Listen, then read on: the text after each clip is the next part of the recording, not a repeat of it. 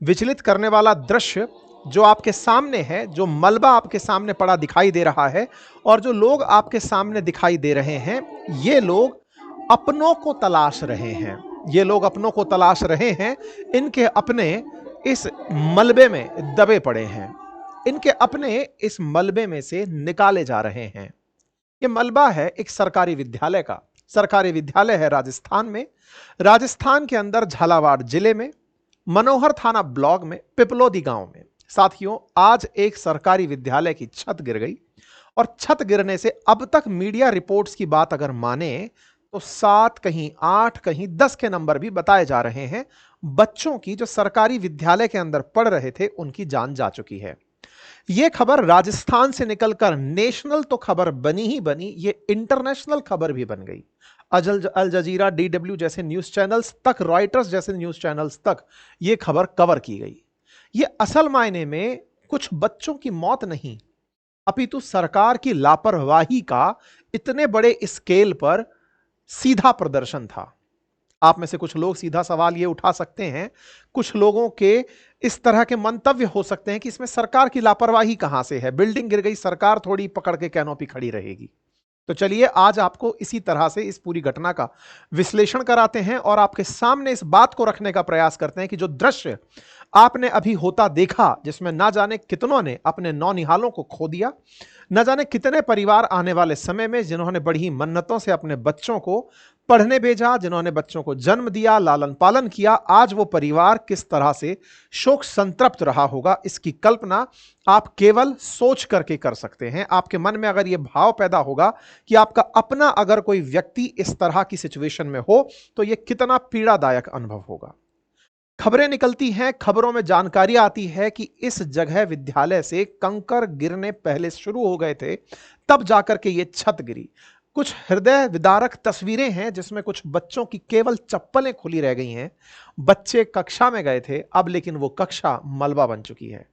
तस्वीरें हैं जिन तस्वीरों को देख करके सब केवल सरकार से या फिर जिम्मेदारों से पूछ रहे हैं। सवाल बड़ा है, जिम्मेदारों से आफ्टर ऑल सवाल करने की यहां आवश्यकता ही क्या है?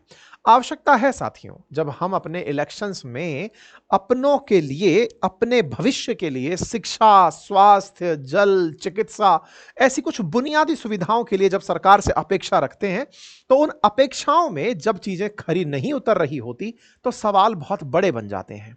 अब आप कहेंगे कि ये सीधा सीधा किस तरह का सवाल है कि आप इन तस्वीरों से सरकार से सवाल किस आधार पर कर सकते हैं? कर सकते हैं, आइए मैं आपको कुछ तथ्यात्मक जानकारी देता हूं जिससे आपको यह लगने लगेगा कि यहां पर एक बहुत बड़ा नेग्लिजेंस था। और अगर नेग्लिजेंस सरकार के अंदर किसी भी प्रकार से जिम्मेदारी की तरफ नहीं जाता तो यह अपने आप में एक बहुत बड़ा सवाल खड़ा होता है। साथियों, ये जो तस्वीरें आपको बार बार मैं दिखा रहा हूं, ये केवल ये एहसास दिलाने के लिए कि अब ये चप्पलें केवल खुली रह गई हैं। इसके आगे की कहानी आपके सामने इन मलबों के माध्यम से कही जा सकती है। इस मलबे को इन पुस्तकों से भी समझा जा सकता है कि कुछ लोगों ने सरकारी विद्यालय में अपना भविष्य बनते देखा था। उन्हें नहीं पता था कि उनका भविष्य महज 8-10 साल की उम्र ही तय कर पाएगा। बहुत ही छोटी उम्र में इन बच्चों के साथ जो हुआ, ये इनके अपनों का नहीं, बाकायदा सरकारी सिस्टम का एक बहुत ही हृदय विदारक दृश्य है। ये जो तस्वीरें आपके सामने हैं अस्पताल जाते हुए बच्चों की, परिवारजनों की जो बहुत ही व्याकुल हैं, जिनके बच्चे घायल हैं, उस पर देश के राष्ट्रपति द्वारा, प्रधानमंत्री कार्यालय द्वारा, मुख्यमंत्री द्वारा और राज्य के शिक्षा मंत्री द्वारा ट्वीट करके सांत्वना व्यक्त की गई। साथियों, आपने इन ट्वीट्स के माध्यम से यह तो गंभीरता का परिचय तो ले लिया कि यह खबर देश के लिए भी कितनी बड़ी खबर है। प्रधानमंत्री विदेश यात्रा पर हैं, उसके बावजूद इस तरह की खबर पर वो अपना ध्यान पूरी तरह जचाकर बैठे हैं, क्योंकि उन्हें इसकी गंभीरता पता है कि बच्चों का भविष्य कितना महत्व रखता है। साथियों, लेकिन इससे ज्यादा जरूरी मैं आपको एक पत्र दिखाता हूं और ये काबिले तारीफ है भारत राजस्थान के अंदर दैनिक भास्कर अखबार के द्वारा ये पहल, जिसमें इन्होंने कुछ समय पूर्व ही अखबार के माध्यम से राज्य के शिक्षा मंत्री का ध्यान अपनी तरफ आकर्षित कराने का प्रयास किया था। आज जब यह घटना आप सुन रहे हैं 25 जुलाई है, आज से 7 दिन पहले 17 जुलाई के दिन एक पेपर में कटिंग छपती है, न्यूज आती है। न्यूज थी, शिक्षा मंत्री जी हम इन जर्जर स्कूलों में कैसे पढ़ें, हमें डर लगता है। यहां पर बकायदा बच्चों के बिहाफ पर एक पत्र लिखा गया और इस पत्र में हम समस्त विद्यार्थी राज्य के विद्यालय कोटा के नाम से यह पत्र था। मैं इस पत्र को पढ़कर केवल आपको इसलिए सुनाना चाहता हूं क्योंकि इस पत्र से उन बच्चों की वेदना का आप अनुभव ले सकते हैं। जैसे कहते हैं कि बच्चे भगवान का रूप होते हैं, शायद उन्हें बहुत आगे तक की चीजें दिखती हों। इन बच्चों को जो डर था वो शायद पहले से ही यह एहसास दिला रहा था कि कुछ ऐसा होने जा रहा है जो कि आने वाले समय में याद रखा जाएगा, कुछ ऐसा होने जा रहा है जो उनके भविष्य पर संकट खड़ा करेगा। आप पत्र पढ़ें। निवेदन है कि हम सभी सरकारी स्कूल के विद्यार्थी हैं, एक बार आपके ध्यान में लाना चाहते हैं कि हमारे स्कूल भवनों की स्थिति गंभीर है। आए दिन प्लास्टर भर भरा कर गिर रहा है, तो कहीं बारिश में छतों से पानी टपकता रहता है, कभी करंट का अंदेशा है तो कहीं टॉयलेट्स की हालत खतरनाक है, दीवारों में दरार है तो कहीं जल भराव है। बारिश में हम स्कूलों में जाने हमारी जान को खतरा है। जब माता पिता हमें स्कूल भेजते हैं तो उनका दिल भी कांपता है। पिछले कई दिनों में हमारी पुकार को कोई नहीं सुन रहा है। अभी ज्यादा समय नहीं हुआ, फरवरी में ही हमारी एक छोटी बहन दरबीजी स्कूल में टॉयलेट की दीवार दहने से मौत के मुंह में समा गई थी। पिछले दिनों सूरजपोल राजकीय सीनियर सेकेंडरी स्कूल में परीक्षा के दौरान छत से पंखा गिर गया था, बच्चे बाल बाल बचे थे। इस हालात में जब हम कंधों पर बस्ता टांक कर जीर्ण शीर्ण और असुरक्षित कक्ष में जाते हैं तो चिंताएं सताती रहती हैं, कहीं हादसा ना हो जाए। ये घटना का विवरण जो हो चुका उससे अब ध्यान आकर्षण। मान्यवर, हमारे स्कूल के संस्था प्रधानों से भेजी जा रही रिपोर्ट में आपको सब कुछ सुरक्षित होना बताया जाएगा। ये अधिकारी आपको बताएंगे ही नहीं कि हमारे स्कूल का वास्तव में क्या हाल है। साथियों, ये बहुत ही जबरदस्त बात है जो आपको समझनी होगी। मैं मतलब पत्रकारिता का तो सम्मान कर ही रहा हूं जो भास्कर ने की है, लेकिन यह बात समझने योग्य है कि यहां पर शिक्षा मंत्रालय जब भवनों की जर्जर स्थिति को लेकर के रिपोर्ट मांगता है तो अधिकारियों द्वारा दी गई रिपोर्ट में स्कूल के हाव भाव को सही बताया जाएगा, ऐसा बच्चों ने पहले ही अंदेशा व्यक्त कर दिया था। सर, आपके भी पोती है जो स्कूल जाती है, दादा होने के नाते स्कूलों की हकीकत भी जानिए। और यह बड़ा सवाल है साथियों। आज मेरा जैसा विद्यार्थी जो सरकारी स्कूल से पढ़कर आपके सामने खड़ा है, एक समय में हम लोग सरकारी विद्यालयों से पढ़े, लेकिन आज के दौर में जिनके पास 2 वक्त के खाने के अलावा थोड़ा भी पैसा इकट्ठा हुआ है, वो प्रयास करते हैं कि उनके बच्चे सरकारी संस्थान में ना पढ़ें। कारण बड़ा है, सरकारें बजट बड़े बड़े निकालती हैं कि हम सरकारी स्कूलों को इस तरह चलाएंगे, इस तरह से निर्माण करेंगे, ये सब होगा। लेकिन सही मायने में उनकी स्थिति को देखते हुए कोई भी परिवार जो थोड़ा भी अफोर्ड कर सकता है वो बच्चों को पढ़ाने से डरता है। उसके मन में एक भय रहता है कि मेरे टैक्स के पैसे से जो ये हालात इन्होंने बनाकर खड़े कर दिए हैं, कहीं ऐसा ना हो कि इनकी लापरवाही के चलते मैं अफसोस के साथ पूरा जीवन बिताने पर मजबूर हो जाऊं। सरकार ने जो स्थितियां पैदा कर दी हैं, क्योंकि अल्टीमेटली स्कूलों की हकीकत इस तरह की है कि कोई भी योग्य जिसको लगता है कि मेरे पास 2 पैसे की व्यवस्था हो गई है, वो अपने बच्चों को सरकारी स्कूल में, कोई भी मान्यवर जितने भी हैं, वो अपने बच्चों को सरकारी स्कूल में भेजने से खुद से ही कतराते हैं, क्योंकि उन्हें डर है कि जहां सबसे बेहतरीन टैलेंट सेलेक्ट होकर पढ़ाने पहुंचा है, वहां के भवनों के हालात क्या हैं, वहां की व्यवस्थाएं कितनी जर्जर हो चुकी हैं। आपको जानकर आश्चर्य होगा साथियों, राज्य के जितने भी टैलेंटेड युवा हैं जिन्होंने परीक्षाओं में बेहतरीन अंक प्राप्त किए हैं, राजस्थान राज्य की एक परिपाटी रही है कि आप कितना भी आईआईटी से पढ़कर आ गए, लेकिन अगर सरकारी नौकरी में नहीं पहुंच पाए हैं तो शायद आपको काबिल ना माना जाए। ये मेरे साथ आप बीती है। आईआईटी कानपुर से पढ़ने के बाद में सरकारी नौकरी में जाने का मेरे ऊपर इतना दबाव था जिसके चलते मुझे आरएएस ज्वाइन करना पड़ा। लेकिन फाइनली जब ये बता दिया कि हाँ भाई हम पढ़ लिख लिए हैं, आरएएस भी बनकर छोड़ दिए हैं, अब कम से कम हम जो मन में आता है वो कर लें।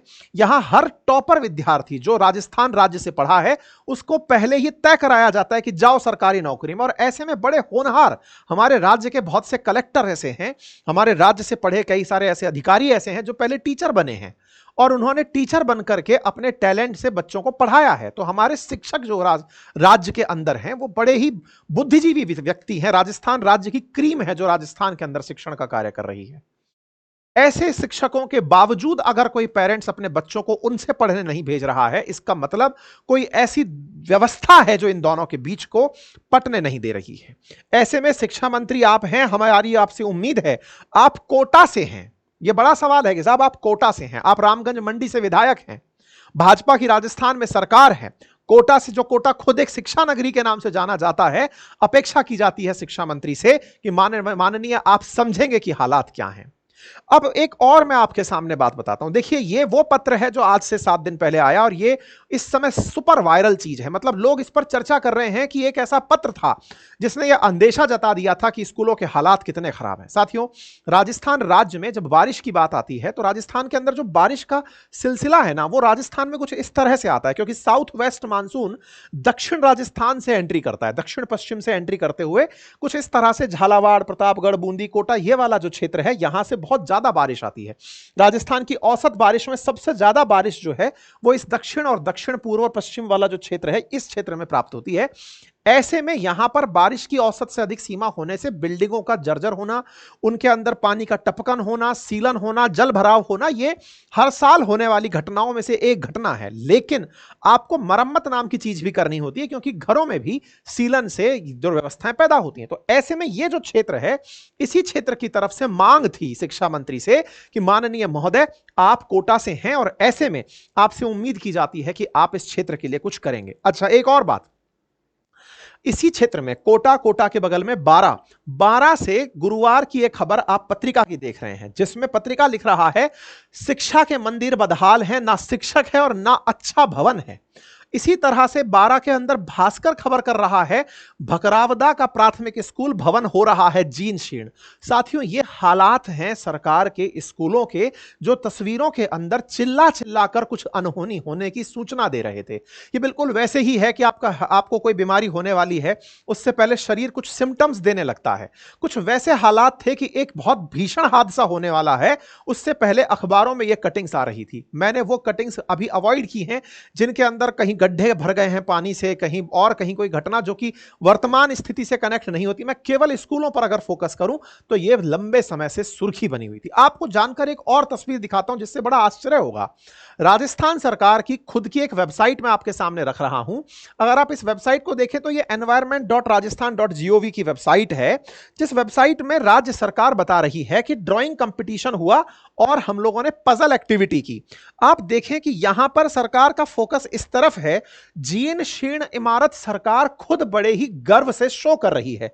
मतलब आप विचार करिए कि एक सरकारी वेबसाइट पर जो तस्वीर डली है वो चिल्ला चिल्ला कर कह रही है कि सर छतों में से लीकेजेस हैं, सर छतें गिर रही हैं। और तस्वीर देखिए, जिस तरह सरकार इस प्रमोशन एक्टिविटी में बिजी है, बच्चे जमीन पर बैठे हुए हैं, सीधी बेयर फुटेड बच्चे यहां पर बैठे हुए हैं, जूते चप्पल उठाकर जमीन पर बैठे हुए बच्चे जिनके बैठने की कोई व्यवस्था नहीं है, बिल्डिंग के हालात खुद बयां कर रहे हैं, झूलते हुए तार हैं, टूटी बिल्डिंग्स हैं। और ये राजस्थान सरकार की वेबसाइट पर डली तस्वीरें हैं जो कह रही हैं कि सरकार हम लापरवाह हैं। लापरवाही इस हद की है कि हमारे बच्चों के लिए कल को ये छत गिरकर नीचे आए या फिर ये झूलता तार अपने साथ उन्हें ले जाए, इस पर हमारे पास कोई कार्रवाई नहीं। हम बस इस पर फोकस कर रहे हैं कि हमने इतनी भीड़ दिखा दी या फिर इनसे पजल सॉल्व करवा दी। राज्य सरकार ने सावन के महीने में या कहिए तो मानसून के सीजन में अपनी तरफ से एक कार्यवाही करवाई थी, और यह भी इस घटना से पहले थी। सरकार ने हमेशा एक रेगुलर ऑर्डर की तरह, जैसे विभागों का एक जनरल हाल रहा है, विभागों की एक कॉमन मतलब एक ड्रिल है, और वो ड्रिल ये है, बारिश के समय में एक फिक्स प्रकार का फॉर्मेट है जो कि अधिकारी साइन करते हैं कि हाँ भाई सब में भेज दो, ताकि जिम्मेदारी से हम बच जाएं। कौन सी जिम्मेदारी? जो बड़े लोग बैठे हुए हैं वो इस जिम्मेदारी से बच जाएं कि हमारे विभाग से तो आदेश गया था और हमने सारे स्कूलों से पूछा था कि तुम्हारे भवन तो ठीक हैं। यह पत्रिका में छपी खबर आपको दिखा रहा हूं 25 जुलाई की, जो कि 16 जुलाई को प्रकाशित हुई थी, जिसमें राजस्थान सरकार ने सेफ्टी रिलेटेड स्कूल से अपडेट मांगे थे। बच्चों ने भी जो अपडेट पर रिप्लाई मारा है वो यही है कि माननीय सरकार, आपसे आपने जो अभी जनता से मांगा है ना कि बताइए क्या चल रहा है, तुम्हारी स्कूल सही तो है ना, लेकिन इस स्कूल सही होने पर जो बच्चों की तरफ से रिप्लाई आया कि बैठे हुए अधिकारी गण आपको यही कहेंगे कि सब बढ़िया चल रहा है। क्यों कहेंगे ऐसा? क्योंकि अधिकारी अपने ऑफिस से बाहर नहीं निकलते।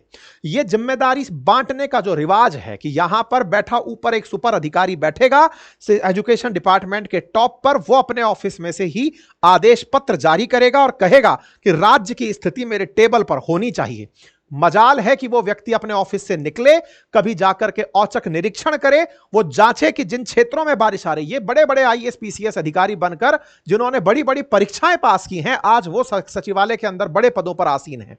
अगर ये अपने पद से, कार्यालय से मुक्त होकर थोड़ी देर के लिए फ्री होकर जाएं और फील्ड मुआयना करें इन क्षेत्रों में, तो सरकारी विद्यालयों के हालात किसी से छुपे नहीं हैं। लेकिन कागज हमारे न्याय व्यवस्था के अंदर सबूत का रूप प्रदान करते हैं। वो दिखा देंगे कि ऐसी घटना से पहले हमने तो साहब अपने अधीनस्थों से सूचना मांगी थी और उन अधीनस्थों ने यह कह दिया था कि सब सही है। सब सही कैसा है, इस पर उन विद्यार्थियों की प्रतिक्रिया आप देख सकते हैं। आज सरकार राजस्थान के अंदर, मुख्यमंत्री और शिक्षा मंत्री जिस प्रकार से राजस्थान के लिए यह बयान करते हैं कि राजस्थान बहुत ही प्रोग्रेसिव तरीके से आगे बढ़ रहा है, तो ऐसे बढ़ते राजस्थान में शिक्षा जैसी बुनियादी सुविधा, शिक्षा, स्वास्थ्य, जल, सड़क, ये बेसिक सुविधाएं हैं जो सरकार से अपेक्षित हैं। ऐसे में अगर शिक्षा के क्षेत्र में इस तरह का हाल होता देखेंगे तो सवाल बड़े बनेंगे। अब एक वीडियो यहां पर निकलकर बाहर आता है और वो वीडियो है इस स्कूल के बाहर खड़े विद्यार्थियों का। एक इंटरव्यू आता है, उसमें बच्चों से पूछा जाता है कि हुआ क्या था। बच्चे जवाब देते हैं कि साहब हम कमरे में थे तो अचानक छत के ऊपर से कुछ कंकर गिरने लगे तो हमने अपने टीचर से कहा कि सर कंकर गिर रहे हैं। टीचर ने कहा कि अंदर बैठ जाओ। हम अंदर बैठे रहे, इतने में छत गिर गई तो बच्चे घायल हो गए, या फिर जो बच्चों की मौत हुई वो इस कारण हुई। यहां पत्रकार सवाल पूछता है कि बताइए तो क्या टीचर जो था वो अंदर था? टीचर अंदर होता तो वो दब चुका होता, तो टीचर अंदर नहीं था। बोले क्या कर रहा था? बोले टीचर पोहा खा रहा था। अच्छा, बारिश के समय में टीचर्स ने बच्चों को खुले मैदान के स्थान पर, क्योंकि वहां शेड नहीं थी, स्कूल में व्यवस्था नहीं थी, बच्चों को कमरे में बैठाया कि बच्चों यहां बैठो। वो बाहर खड़े हैं क्योंकि बारिश चल रही है, और बाहर बैठ करके बच्चों के बयान जो यहां पर वायरल हो रहे हैं कि टीचर पोहे खा रहे थे, इस आधार पर, इस बयान को आधार मानते हुए, पता है सरकार ने जिम्मेदारों को क्या सजा दी? आइए, सरकार ने 5 शिक्षकों को निलंबित कर दिया। शिक्षा विभाग की तरफ से स्कूल के हेडमास्टर मीना गर्ग के साथ जावेद अहमद, रामविलास लववंशी, कन्हैया कुमार सुमन, बद्रीलाल लोधा, इनको निलंबित कर दिया। वाह, ये इतने बड़े जिम्मेदार थे कि अगर ये होते तो ये सारे के सारे शिक्षक, यो भगवान श्री कृष्ण ने जिस तरह गोवर्धन पर्वत उठाया था और जो ग्वाल बाल थे वो अपने साथ से डंडी लगाकर पर्वत को सहारा दे रहे थे, भगवान श्री कृष्ण की मदद कर रहे थे, संभवतया ये शिक्षक अगर रहे होते तो इस गिरती छत को रोक लिए होते। सरकार, क्या आप यही कहना चाहते हैं? क्या सरकार इन शिक्षकों की जिम्मेदारी है कि यह बिल्डिंग गिरे? क्या आप यह चाहते थे कि ये शिक्षक बच कैसे गए? इन्हें तो उस जगह होना चाहिए था। अगर शिक्षक क्लास में नहीं था तो यही आपके लिए कानून है कि शिक्षक क्लास में नहीं था तो निलंबित कर दिया जाए। बच्चों का बयान आया कि यहां पर शिक्षकों से गलती हुई। क्या गलती हुई माननीय? शिक्षक स्कूल चला रहा था, बारिश के सीजन में स्कूल पहुंचा था, बारिश के इतने भीगते मौसम में वो वहां पहुंच करके बच्चों को एक जगह एकत्रित करके, ताकि वो बारिश में ना भीग जाएं, इसलिए वो एक जगह लेकर बैठा था। क्या ये शिक्षक की गलती थी? और शिक्षक की गलती थी तो आनन फानन में आपने जिन्हें निलंबित किया, क्या इससे जवाबदेही तय हो गई? क्या यह शिक्षकों की जवाबदेही थी कि जर्जर व्यवस्था जो स्कूल के अंदर है उसे देखने के लिए कोई निर्माण विभाग भी होगा जो यह तय करेगा? आपके यहां पर ऑडिट के नाम पर बैठे हुए बड़े बड़े अधिकारी जो यह सुनिश्चित करते हैं कि हां जर्जर हालात ठीक हैं, जिन बड़े बड़े अधिकारियों को जिले के अंदर बिठा करके बड़े बड़े कार्यालय दिए गए हैं, गाड़ी घोड़े उपलब्ध कराए गए हैं, क्या वो जाकर के इन स्कूलों का खुद से मुआयना नहीं कर सकते? क्या उनकी आंखें ये बयान नहीं करती कि स्कूल की हालत क्या है? क्या वो रिपोर्ट को सीधा की सीधा मान लेते हैं? अगर ऐसा ही है तो सबसे कहिए, ऑनलाइन जमाना है, एआई को सिंपल प्रॉम्प्ट देंगे, प्रॉम्प्ट देने से एआई जवाब बनाकर भेज देगा। सवाल बड़ा है साथियों। जिम्मेदारों के नाम पर शिक्षकों को निलंबित कर देना कितनी गंभीरता दिखाता है, यह विचारणीय तथ्य है। और इस विचारणीय तथ्य पर जब कलेक्टर से जानकारी मांगी गई तो कलेक्टर ने कहा कि हादसे पर मुझसे ज्यादा जानकारी तो आप लोगों को है, आगे भविष्य में ऐसे हादसे ना हो इसके लिए हम दृढ़ संकल्पित हैं। उन स्कूलों की छुट्टी हम कर दे रहे हैं जिनके जर्जर भवन थे, और हम आगे से हादसे ना हो इसलिए दोषियों के खिलाफ कार्रवाई करेंगे।